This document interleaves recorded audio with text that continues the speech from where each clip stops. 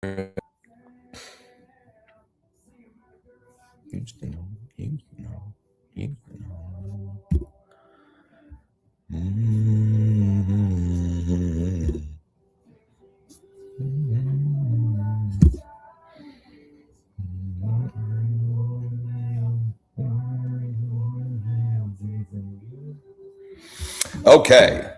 let's rock and roll. Let me find the right window here. Golly, too many windows. Too many windows. Here we go. Quick housekeeping item, or a couple of quick housekeeping items. The morning session today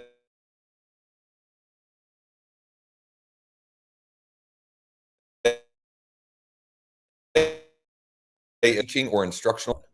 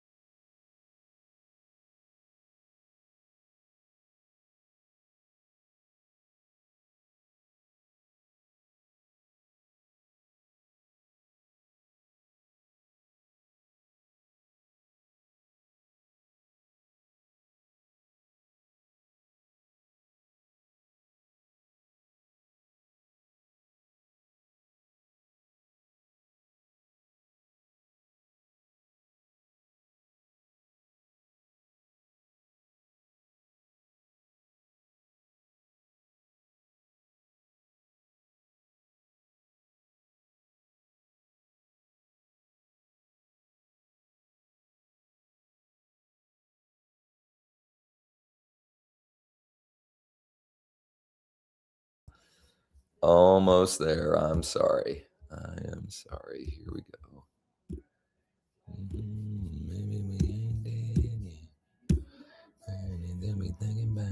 Okay, here we go. This is going to be more. Well, I have a call coming at 10, but I'm going to spend a little bit more time covering something that is kind of a recurring theme that I've gotten over the last few days or week, let's say. I think it'll be helpful for all, and it'll help me clarify some thinking around the feedback we're getting. So at 11 a.m., so my typical Wednesday mastermind, what I'm going to do there is in excruciating step-by-step detail, share exactly how I am posting into Facebook groups to generate inbound leads. And I'll also lump in there also on Nextdoor and also on my Google business profile. In other words, what I'll share is also applicable, and I'm doing it there as well. And the reason why I'm doing that is I was reminded this week of something that I often need reminding of. We can assume when I share something, I oftentimes intentionally or unintentionally assume that something is clear. And then I see two people who take theoretically the same idea and implement it, and they implement it in completely different ways. And one gets great results and the other one, nothing, crickets. So I want to excruciating detail, step by step. I need to do it. I need to implement today, meaning I have something that I need to post today anyway. So I'm going to document that and hopefully help create some more clarity on follow this exact formula.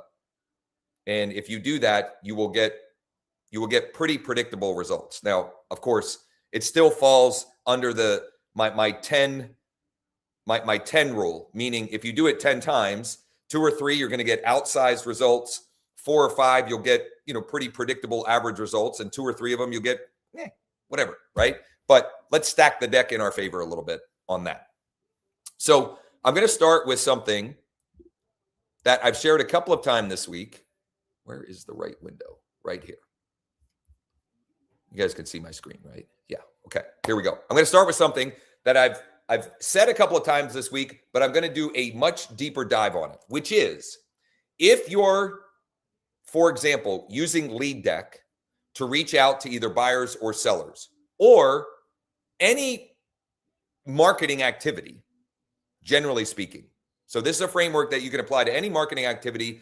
But what I've been referencing a lot is we'll have 2, Founders Club members seemingly doing the same work, and one is getting wonderful results and one is not. So what's happening? What's going on? What is the difference? Well, it comes down to one of 3 things: market, message, method. I've said that a few times this week, but some of you are still like, I don't know what that means. What are we talking about? So I want to go deeper on each of the 3. Number 1, market. Some thoughts on this. Broad versus narrow. I have been recommending over and over and over again for people using Lead Deck to start with small buckets of data. For example, this morning, I was running a little late because internet connection unstable again. I swear, internet gremlins. I'm constantly fighting against them. I was a little late this morning because I took my oldest daughter to the orthodontist. And while there, I pulled up 3 decks in Lead Deck. Hold on. One was, let me see here. Yeah, these are today. One was 15, one was 10, one was 6. Small versus broad. Start small. You can always broaden your horizon after that. So there's broad versus narrow. There's also, simply am I reaching out to sellers versus buyers? Because the message and even the methods that I use for those audiences are different. How else do we want to break down the market? That's probably good enough for now. We can come back to that because this one to me is the easiest one to be like, okay, this is obvious. These other 2, they're a little bit more nuanced. Okay. So the message. I like keeping things, if you I like alliteration and I like, tying things together like that. Okay. So market, message, method. Well, under message, I'm going to give you a bunch of C's. Okay. Is your message clear and concise? Is it clear and concise? I get messages from a lot of you. James, wake up. You need some coffee. I get messages from a lot of you that are not clear and concise. I will get absolute books from people. If you're sending that to potential clients or your clients, you're hurting yourself. We live in a world where we have to earn the right for long copy. So if you're not going to be clear and concise, you had better nail the rest of the C's that I'm going to share. The problem is not most of you, geez. The problem is so very often we're not nailing these C's and then wondering or thinking, well, this doesn't work. No, we have a messaging problem. So clear and concise, congruent. Seems simple, but this matters. I'll give like a very obvious and extreme example of incongruent. I send a message to a distressed seller that is intended for a buyer. In other words, James is a distressed seller. He's not, but follow along here, play along. James is a distressed seller. And I send him, hey, James, it looks like you're an active investor here in the blank area. Are you looking for any deals right now? And he's thinking, hell no, I got this property that's driving me crazy. So our messaging needs to be congruent to the audience. Okay. How do we make it congruent? There's simple things that we do. For example, in Lead Deck, as I was tapping to text, which by the way, I got through, she was at the ortho for 44 minutes. I timed it, 44 minutes. I got through almost a property card per minute, including doing the search, saving the target, running the deck, et cetera, et cetera. Okay. How do we make it congruent? Well, let me give you an example of one. This was a potentially motivated seller. This is not a deal, but he did respond. The message, hey, Derek, it's congruent because I'm saying his first name. This is Josh with eXp Realty, whatever. Is there any chance you consider selling your property at, and it's the street address of his property, to a private client of ours this winter? So I'm making it congruent in that sense. It's wintertime. Will you sell it this winter? Now he said $250 cash. If you can't do that, don't text me. Maybe could sell it for $175, right? So not a motivated seller, but whatever. Clear and concise, congruent, compelling. Is it compelling? Is it compelling? Is there like a reason why you're reaching out? Or is it just a very generic, or in fact, the way you can make it more compelling is specific greater than generic. So I've had a number of people, I got to get us tissue. It's still so damn cold.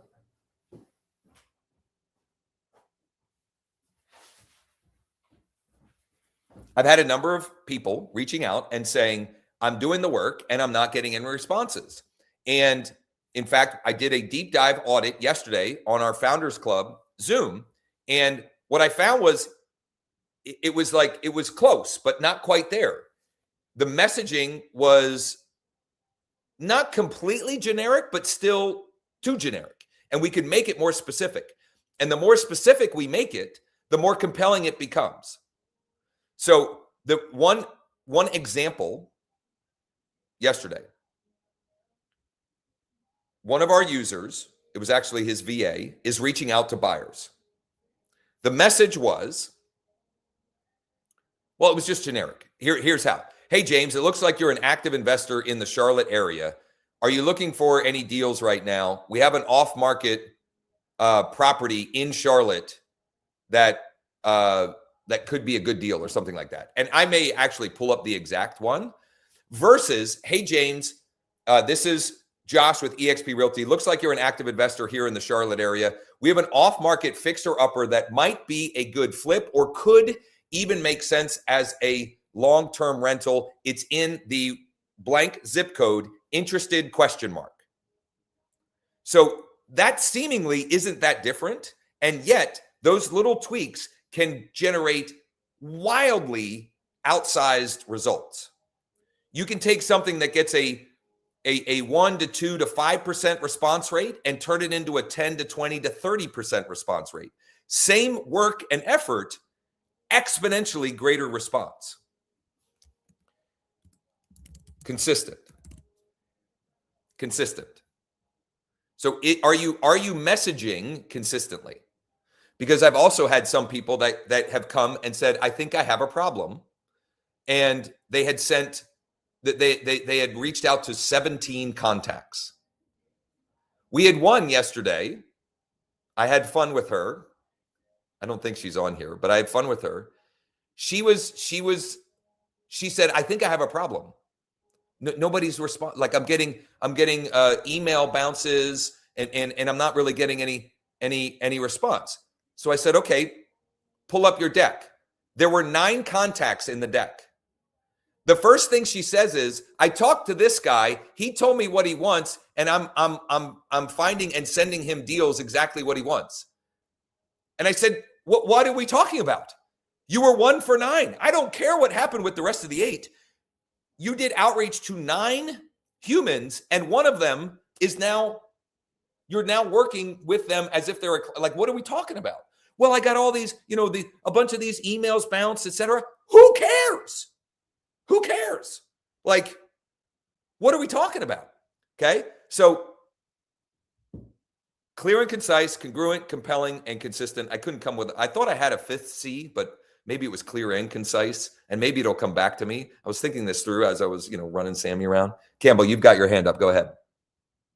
Yeah, on what you were saying about the compelling, specific versus generic with the text message, with what you talked about, it sounded like that message you were providing them with the possible use cases. Are you finding that is a good way to send a text message to get their brain acting, the reticular activating system? Is that what you're indicating? Absolutely. The more specific you communicate the deal, the more likely they are to respond yes or no, right? And we don't care if it's a yes or a no.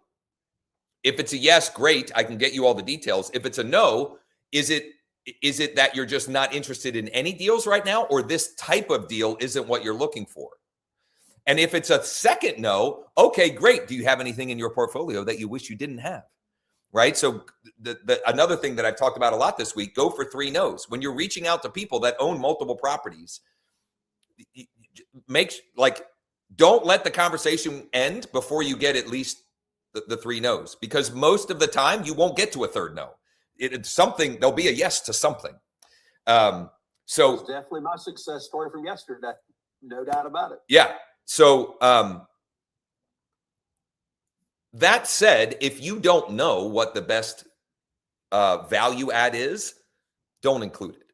Right. So like, these are guidelines, but there's ideal, and then there's real life, right? There's optimal versus adaptable.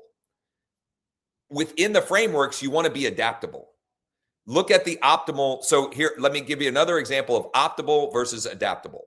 I am finding that the best results happen when you tap to call, tap to text, and tap to email from your phone. That is optimal. But it's not, that doesn't work for everyone. For example, Bill has a VA that's using Follow Up Boss to do the outreach. So within that framework, that context, how do we optimize the process so we can get the most results within that? So it's like, there's the ideal, and then there's real world, and marrying the two is like a constant yin and yang, or a constant work in progress. Low. Question, Josh. If we accidentally change, well, not accidentally, if I change the custom text we already had populated in there, is there a way to get that message back for the text message? It's gone forever. I mean, the template, remember the original message we had in there that was already. Is that because you don't know what it is at this point and you're curious and it was working? I made a change for one specific property. Okay, so there's no way to like recover that I'm aware of. Here's how I would figure it out. I would go find one of the contacts in the deck that you used, the old one, and then find the email and the text that you sent, and then you can kind of reverse engineer from there. Okay. You should be able to do that, because I know you're tapping to call and text. Well, even if you weren't, like even if you were using Follow Up Boss or Bold Trail, as long as you can find the email and the phone number of at least one of those people that you sent that messaging to, then you can get that example back. Okay, cool. I'm assuming you're trying to find a winning Yes. script. Yeah. Yes. Yeah. All right. Lastly is method. Okay. So method is text, call, email, mail. And not only that, I've already sort of alluded to this. Are you texting, calling, and emailing directly from a phone, or are you using an integrated CRM or something along those lines? Okay. For me, I don't bother mailing buyers. because I have found it incredibly easy to connect with them on these 3 methods. However, mailing motivated sellers has proven for years to be profitable.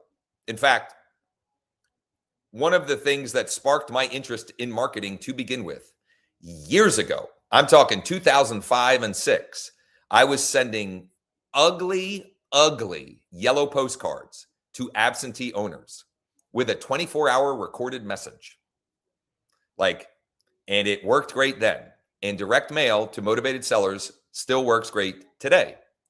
Harry yesterday, it was either on the cafe or on the Founders Club, I don't remember, brought up, I think it was on this, or maybe it was Monday on the Closers Cafe, brought up, how or when do I decide to send direct mail?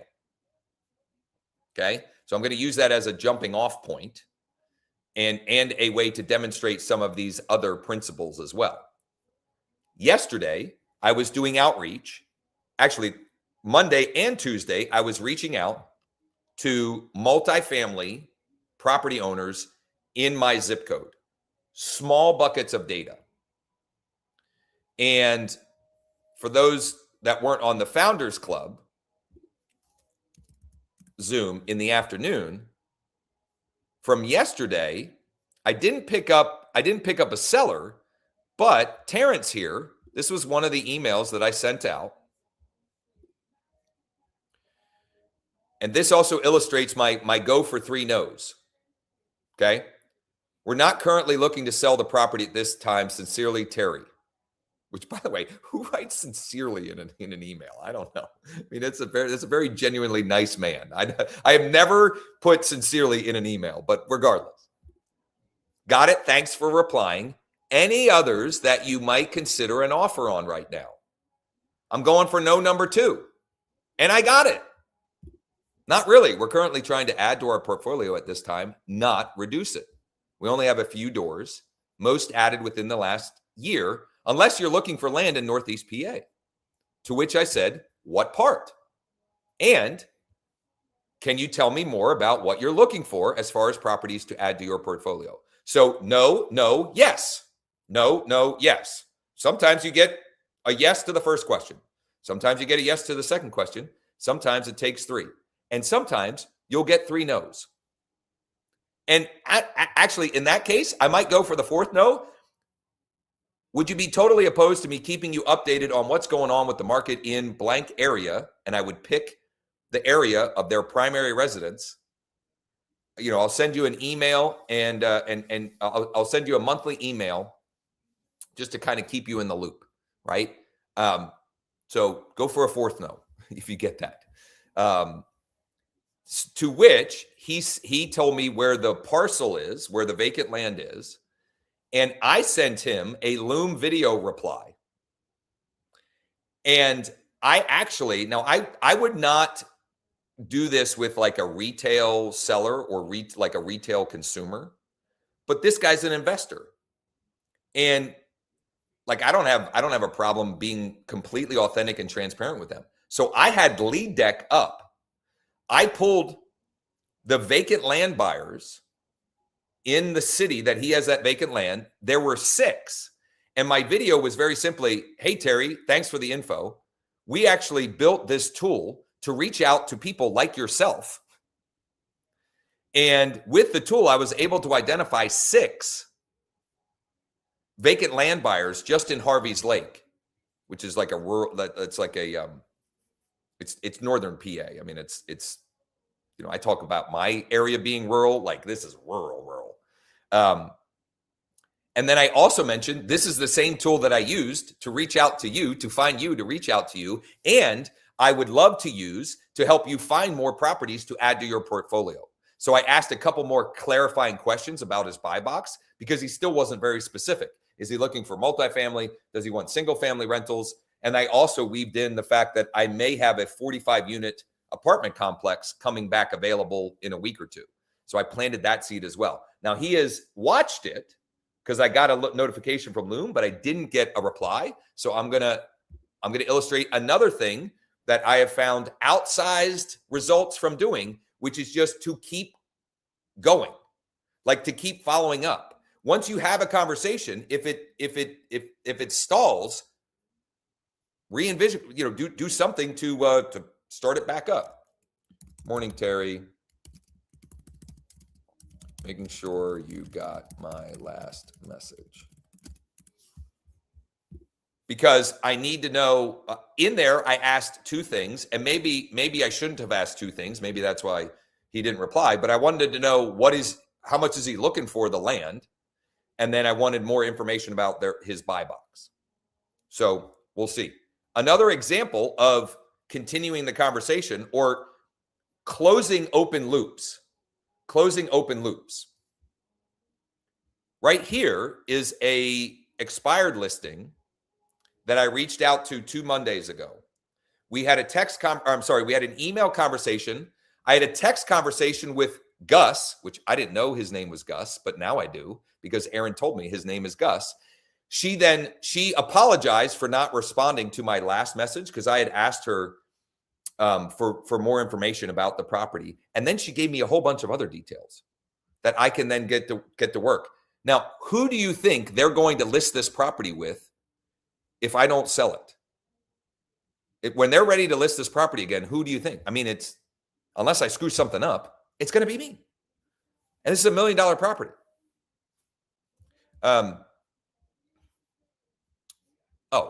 This is what I meant to share. Well, actually, because I saw something, and this is valuable. This is one of the people that I tapped. I was at the ortho. I'm sitting in the chair while they're, doing whatever in Sammy's mouth, and I'm just tapping away. I mean, I'm obviously not calling in there, but I'm just tapping away. She says, no, sorry. Okay. So this was, if I remember correctly, look at this. This is so jacked up. I was trying to fix my email signature, and now that it looks better except for my email. I'm just going to pull my email out of there. I don't even know why my email's in there. They're getting my email. Why do I need my email in there? So otherwise, it actually looks formatted correctly. So I'm going to delete that, and I'll have that. Either way, if I remember correctly, Lisa was, I don't know, she was I searched townhouse or condos, and I pulled tax default, inherited, out of state. I think she's tax default. Doesn't matter. No, sorry. All good. Thanks for responding. Thanks for letting me know. If when anything changes, or if you hear anyone else in the area talking about buying, selling, or investing in real estate, please let me know. Have a great rest of the week. Thanks, Josh. Boom. And you never know. That conversation becomes an artifact similar to when you send people direct mail. Not to the same degree, or not, it doesn't have the same impact as something physical in their hand, like direct mail. I was checking to see if I got any more replies as of yet. I haven't yet, but it's not the same as direct mail, but along those lines. So I'm still thinking through what's the word I want to look? I'm looking for, like my SOP for who am I sending direct mail to and when? Like, how do I decide to send direct mail? And so the beginning of the decision tree is buyer seller. If it's a buyer, I'm not sending direct mail. Okay. Now, I say that as a blanket statement, but here's a use case that has been good for me. I have sold vacant land by sending direct mail to the surrounding neighbors. That has happened numerous times where one of the neighbors is like, I want to buy this because I don't want anybody else to buy it and build something or put something on there that I wouldn't want. In fact, I used my 3-step blueprint that I've been sharing over and over to find 2 clients, Butch and Pam. They're brother and sister. They they inherited land from their parents, 2 perfectly equal parcels. I sold Butch's in November or October. Pam's took a little while longer. The buyers for Pam's parcel were the people that this property adjoins. Okay. So there's exceptions to the rule, but I'm not sending direct mail to a list of cash buyers that I pull around an off-market deal that could be a good flip. I'm not going to do that because I can get in touch with them digitally very easily. So the first of the decision 3 is buyer, seller. Seller, I'm open to. Okay. I'm what the heck is this thank you card? Oh boy. I must have screwed something up. That is not the card that was supposed to go out this morning, but whatever. So that's the beginning of my decision tree. And then the next is, and this is where I'm still working through, how many, and when do I decide to send direct mail to a seller? Is it that I've got a small deck, there's clear motivation, and I can't get a hold of them otherwise? Or do I just not care and figure, even if I get a hold of them, the one call close is very unlikely. It does happen, but it usually, most of the cold outreach sellers that I've had success with, it is a process, not a singular event. Every once in a while, you get somebody that you kind of convert right then and there. Convert in the sense that you turn them into an in-person appointment, and in that appointment, they turn into a listing, et cetera. But usually, it's more of a process. So, I don't have an answer for that yet, but I've been thinking a lot about it since Harry brought it up yesterday. And I think for me, my goal is going to be to send 50 to 100 pieces of mail per week for the rest of the year, because that is artifacts. And if I send, let's say I send 50 pieces times 52, that's 2,600 pieces of direct mail. If my average cost, I'm just going to say, because I'm going to be overly conservative. So I'm going to say if it costs me $2 per piece to send those, which it doesn't typically. I mean, these note cards cost $2. The windowless letters cost $1.50. I could send them a big postcard for $1, but I'm just being conservative. If I send 2,600 pieces of mail with these messages, I am certain that I can turn this into a 5-to-1 ROI. I am certain that I can turn this into at least 25,000 in GCI. I am. I'm not suggesting you should be, but I am. I'm going to bring up an example, and Terrell, you've had your hand up, so go ahead. So I pulled a deck for seniors, and so I'm going to be doing direct mail to them, my people, as I like to say. Yeah. Because again, there's people younger than me that are still fussing around with, I don't know, just, they don't really loop into a lot of the technology. And in fact, you're saying, so the reason why you're going to do direct mail to them is they are not really, they may have email, but they don't really check it. They may have a phone, but it might not even, or a cell phone, but it might not even be a smartphone.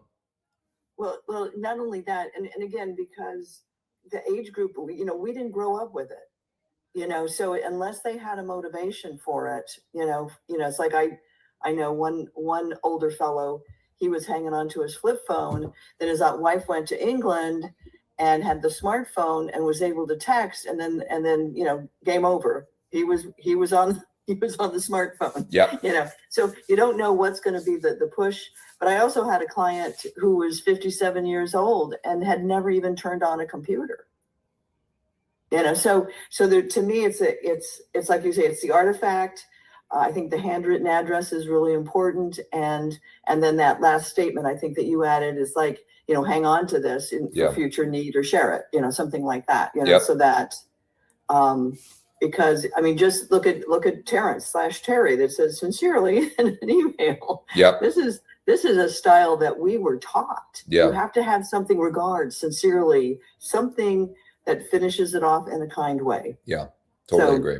Yep. So I'll be running parallel with you on that. Beautiful. Well, I'd love to get your feedback as you do that. And Susan, I know, is on here. I don't know if she can open up her line, but Susan has been sending letters to different leads, and she sent out 10 in early January and has now talked to one of them, which, for those wondering, that's a 10% response rate to direct mail. That will not hold true if she sends 1,000. That much I'm fairly certain of. And also, it doesn't need to for it still to be wildly profitable, right? So this Can I is, jump in here real please quick? share, because Yeah. you've been sending direct mail. Right. So not only did that guy respond to me, like, I don't know, 3 weeks later so he actually held on to the letter. He didn't respond right away. Yep.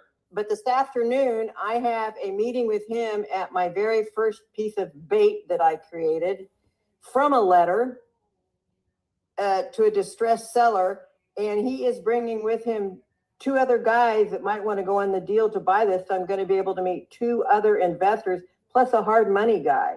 I am so excited for this afternoon to meet all these people. And we may be able to get this guy out of this house by putting him in one of these guys' rentals. Okay, so Susan all did. come together. This is a wonderful example of playing matchmaker and just putting more cards in your hand and then matching the cards up. It just so happens that both the motivated seller and the buyer that she's found, came through direct mail. The buyer, you actually sent them direct mail from the seller perspective, correct? No, I sent them because I didn't know what I was doing. I sent them from the very first gifted Okay. buyers list you gave me of 10 people. I mean, But what was I the didn't know message of that letter? You know what, Josh? I'd have to look it up. It must have. It just said, are you still investing in? Okay. So Are you still in the real estate game? Question mark or something like that? Yeah. Kind of similar Yeah, to that. yeah, It okay, wasn't, okay. But it was hand addressed and it had a real stamp and no return on it. I mean, it was just, Yeah. It wasn't yellow or anything. It was just plain old white. So this is an example letter that I sent out to some of the contacts that I added to my decks the last 2 days, multifamily property owners in Enola. It's very clear and concise. It's congruent in the sense that it's about their property. I probably should add something here to make it more compelling. I didn't put in this winter or spring because this is an evergreen letter. In other words, I have direct mail campaigns where, depending on how a motivated seller, a cash offer request lead, et cetera, and I want to make it compelling, but I also don't want to make it so that if I forget to edit it and someone gets it at the end of summer and it says this winter or spring, they're like, this doesn't make any sense. Like, why is he asking me if I want to sell it 6 months from now? But so that's a work in progress. But it's clear and concise. It's short. It's at least somewhat compelling and congruent. It's very direct. This was the other C. This was the other C. The most important one. Call to action. Call to action. Call them to take an action. See, talk long enough and it comes back to me. Thank you, Josh. And then I tell them to hang on to the letter if they're not interested right now in case anything changes.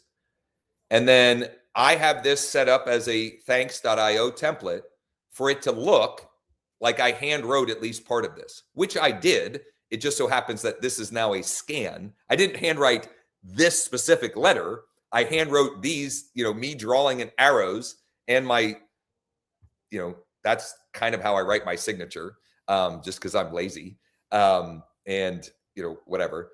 But that's going out, and now I'm going to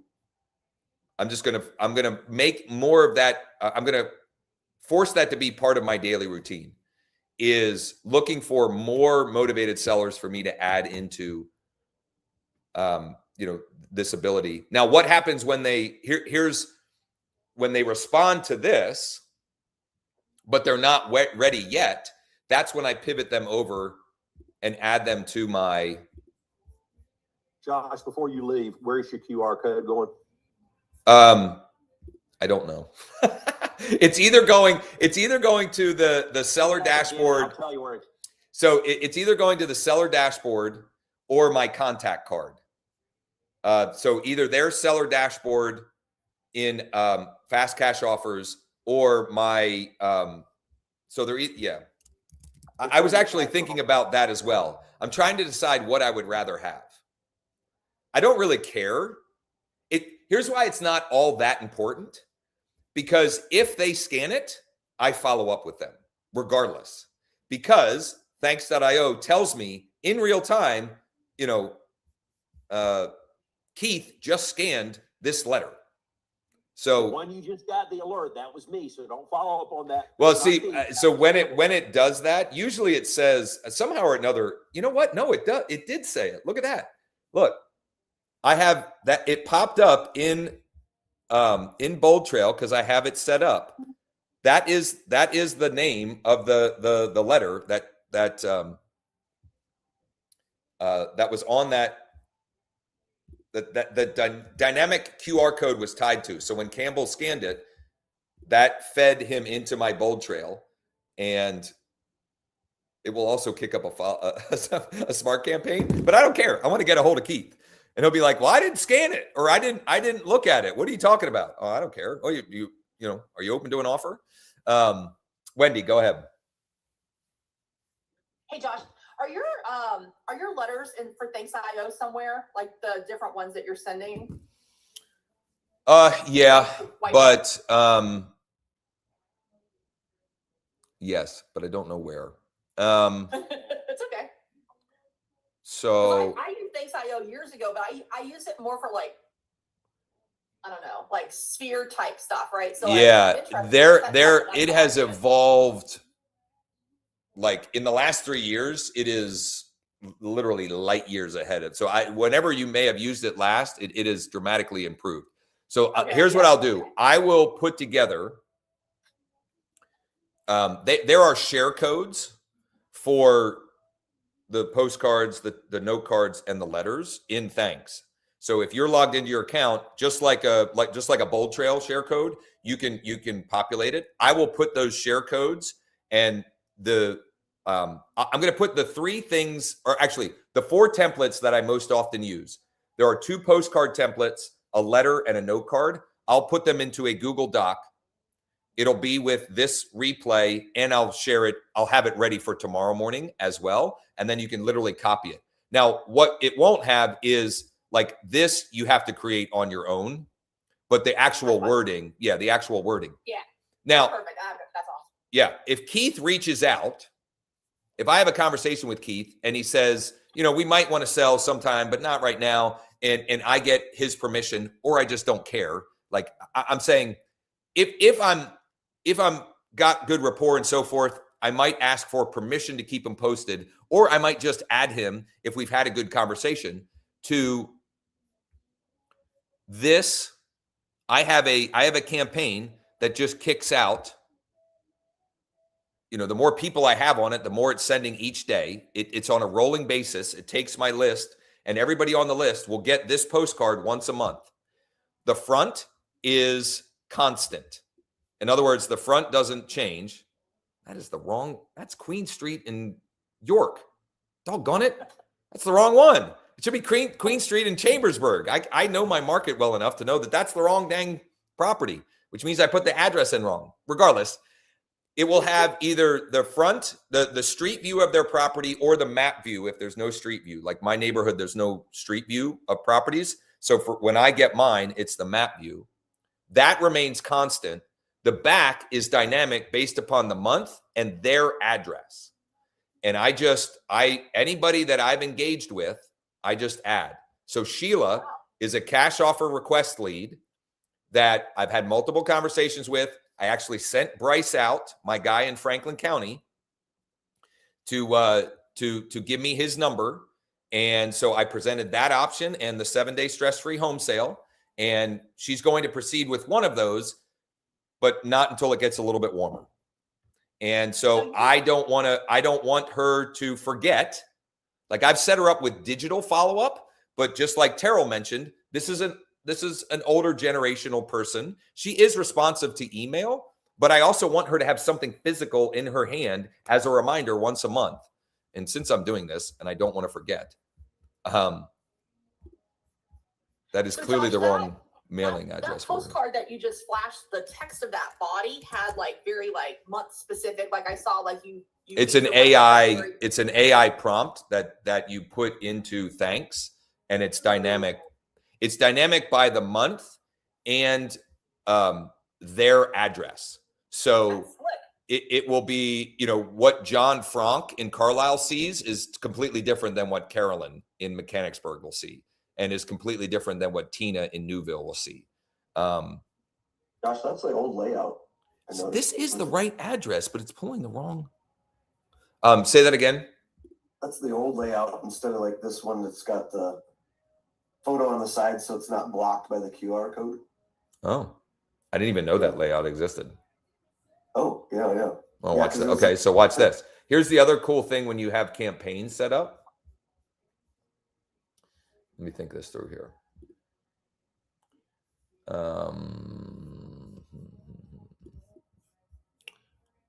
I think it's this one. If I edit this,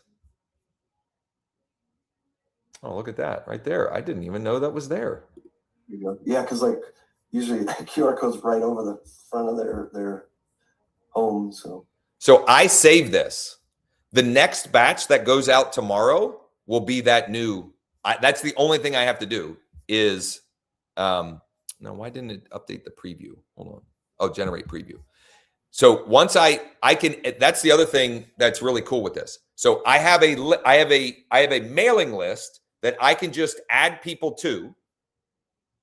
And I have, if I want to change, for example, the front of the postcard, because I didn't know that there was that cool new one, or I just want to mix it up. I still want it to feel personalized to them, but I've been using the same, like there's a whole bunch of these, right? I could set a reminder to change this once a month or once a quarter. So it's refresh. I save it here, and then it automatically, that campaign's already set up and it automatically does it.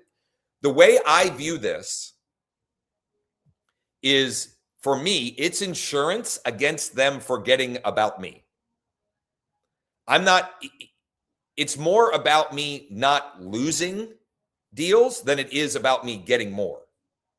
Like, hopefully it also generates more that wouldn't have happened. But if nothing else, it means that John Q. Public, remembers that, oh, that Josh guy. And in fact, I actually have, this is perfect. I have real world evidence of this yesterday. I have an expired listing that we're listing. Photos and Matterport are next week, and it'll be coming soon, late next week, and live the following week. And it was because he somehow or another, he got on my direct mail list and my monthly market update. And the husband and wife are saying how, Josh just kept showing up in our box, And so when we decided we were going to relist it, we were at least going to give Josh a chance to earn the business. So, Can I ask a question before you go further? yes. And I have another, don't let me forget another point with that, which I think is incredibly important and relevant for those of you that are going on listing appointments. No, I want to tease that to keep everybody on the edge of their seat. So go ahead, Campbell. Okay, it sounds like what you're saying, if I'm hearing you correctly, these are people you're not trying to win. They're ones you're trying not to lose. So you've had a contact with them already. It sounds like they requested the home value at one point in time, and that's when you put them on this campaign. Is that correct? So there are three, I would say there are three general buckets of people in the campaign or in the mailing list, which then is on the campaign. So the three buckets of people in the mailing list that are getting this follow-up are, number one, sphere of influence. For me, it's like 175. So I have 400 and some people getting this per month. 175-ish are sphere of influence. X X number more are past clients. I don't know what that exact number is, but it's, I don't know, 90, 100, 125, something like that. The math, yeah, that math actually makes sense. And then, and this is where I still need to do a better job. When I've had a conversation with someone, and a conversation might be phone, text, email, but there's been some, not just a reply, but like an actual conversation. For example, if that email where the lady said, no, sorry. If she had said, not right now, but I'm thinking about selling this summer. Well, then I am absolutely putting her on this. I'm also putting her in Bold Trail. I'm putting her on the monthly market update. And, you know, even if I totally screw up and I forget to call her by cutting, you know, summer in half and, you know, setting a reminder to call April 15th or something like that, at least she's getting the email and she's getting the postcard so that you know, there's, you know, she's not falling through the cracks. Even if I drop the ball on actually reaching out again to see, you know, hey, you had said a couple of months ago that you were thinking about this summer. Just curious where you're at with that. Do you prep them by telling them you're going to stay in touch? I would say usually I do.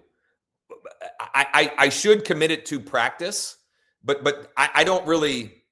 If I've had some type of engagement, I've almost assumed permission, and they can opt out at any time.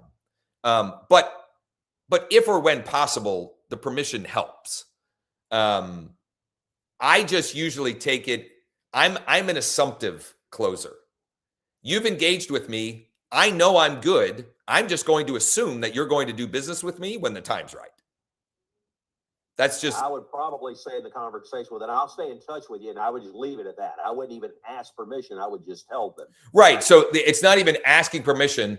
Hey, thanks for confirming. I'll keep you. You know, I'll keep in touch with you and keep you posted on what's going on in the market or whatever. Like, I think it's fine either way. But I will also, like, when I set them up on a market report in Bold Trail, it's going to send them an email that day or the next day with that market update. So it's like immediately kicking into place. And they can, you know, they can unsubscribe if they don't want it. Like, it's not, you know, it's not a hard pressing thing that I'm doing or offering. Doreen, and then I have something to share, and then I have to roll because I have to prep a little bit for 11. I want to come prepared so we can make the time efficient and effective for all. What is 11? 11 is my normal weekly open mastermind. And what I'm going to do on there is better document my process for posting into groups and on Nextdoor and on Google Business to generate inbound, partly inspired by our text conversation in Wendy's, which Where I screwed up. Well, but I did. But also, it's a wonderful example. We can think we had two people that seemingly got the same directions, but interpreted them in two different ways. And so if I can be more clear about here are the steps, it helps everyone. And honestly, just from yesterday, I realized something that I'm not doing with those posts that would likely get me even more. So I want to document that so I don't forget, and so that others can get even more results with their activity on it as well. I've So already got my Canva open, ready for that. Well, Canva will be one way we're going to generate the media that will be with them, but there will be two other ways that I will share as well. How's that for an open Look loop at as you, well? little tease. Doreen, did you have something, or maybe Doreen had to leave? No, Okay. I emailed you. Oh, okay. So it was, the moments passed. It was the letter that I sent out to Okay. That list that I had previously discussed with you from Property Onion. Okay.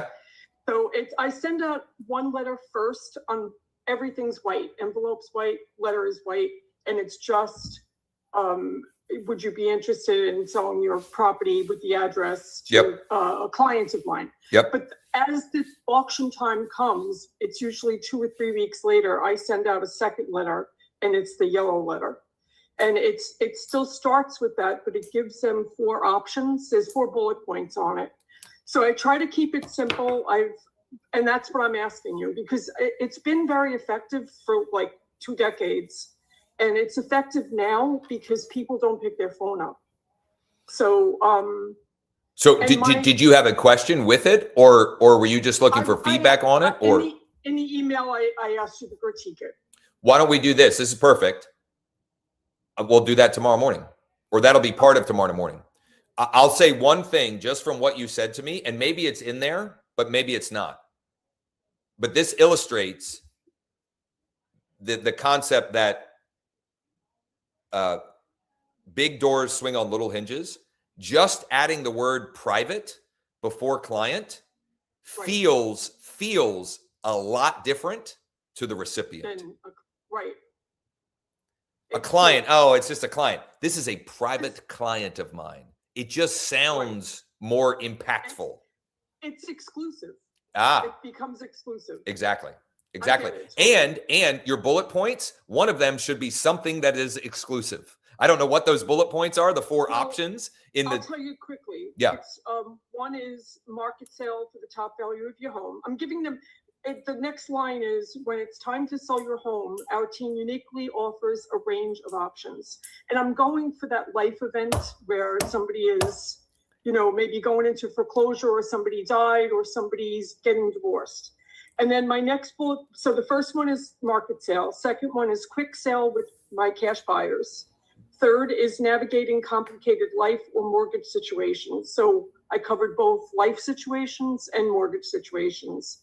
And a combination of any of these is my last bullet point. And then I just say, thank you, Doreen. We're here to help. No questions too small, no problem too large. And that's it. I have a letter that absolutely got me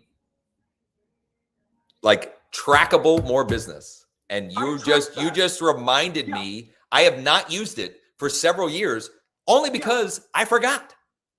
I just tweak it according to the time we're in. Yeah. So maybe what worked 10 years ago doesn't work right now. So a direct initial letter and a follow-up. Oh, by the way, I'm not like everybody else.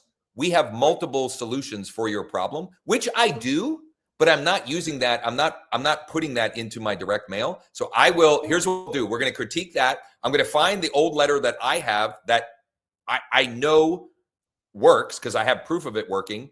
And I'll sort of, I'll reimagine it a little bit and share that for anyone. And I'll put that also in the shareables, the templates that folks who are using thanks and want to use the shareable links. And the other thing is with this, I'm trying not to, they're getting, especially, I did a lot of short sales and foreclosures in the past. So I know that those people are very fragile or very angry. So I'm trying with this not to softly let them know they're having a problem and I know about it without actually putting it in their face and just offering them help. So that's where I'm coming from. Yeah. When you're critiquing this, that's where I'm coming from. Perfect. Okay. All right. I'm going to close the loop that I mentioned before Campbell's question. So I went and met with these folks. It was an expired listing. They tried to sell. Doggone it. I missed the chat. Am I missing anything good in the chat? If there's anything in the chat I should go and review, let me know. I'm sorry. I always forget about that when I'm live streaming. So I met with them. And some of this was me being prepared. Some of this was me being pretty good on my feet. But I communicated with them 2 potential buyer ICPs, okay? Ideal client profile for this property. And I not only communicated what those 2 were, but how we find them. So here are the 2 most likely buyer buckets for your property. And here's how we will proactively find as many of them to get as many eyeballs so we can get as many showings and as many offers. And the thing that sealed it for me, because they interviewed me and they interviewed one other party, and they were considering, at least on some level, relisting with the agent they had relisted with. They met with me first. I laid out that plan for them. The wife asked the other people that they met with, something along the lines of, who do you think the ideal buyer is for our property and how will you find them? And their answer, according to the wife, was pretty much just, hey, we're a big company and we've got a lot of, stuff, basically. And they were like, all right, basically get out. The takeaway is several. The big picture is a little bit of prep can really differentiate yourself, because the A players prep, the B and C just show up. So if you're a little bit more prepared than your competition, you increase your chances of winning. And then the second thing is, like, it's one thing to say it. Now I have to do it. And also, you bet your bottom dollar I'm going to document what I do, demonstrate it to them, and then I have it that I can demonstrate to the next one like them that also these two buckets are our most likely buyers, Mr. and Mrs. Seller. And I'll probably even document it to that whole neighborhood. Instead of just saying, it just sold, I'll send it just sold. And oh, by the way, if you're curious, here's a video with how we help them get it sold quickly. And it'll just be, we ran this advertising here and this. So, all right. We have a game plan for tomorrow. I got a game plan for 11. For those of you who are interested, the link to those is in the description. If you're watching on the live stream, it's in the description, and everybody in the room here live has the link. And if you don't, just text me. So Susan, this is great. Great question. I'm glad I went to the chat and actually looked. Susan asked, can you put the 3 questions that you may get a no to on your doc? Here's what I'll do, because those questions are a little bit different if it's a buyer or a seller. So I will outline the sequence of those questions for each of them. And I'll have that ready for tomorrow as well.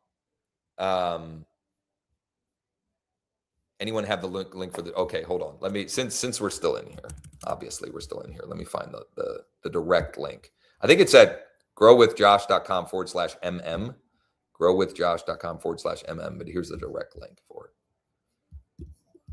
If I can get the chat window out of the way. There we go. Okay. I'll see everybody in 26 minutes, or some of you.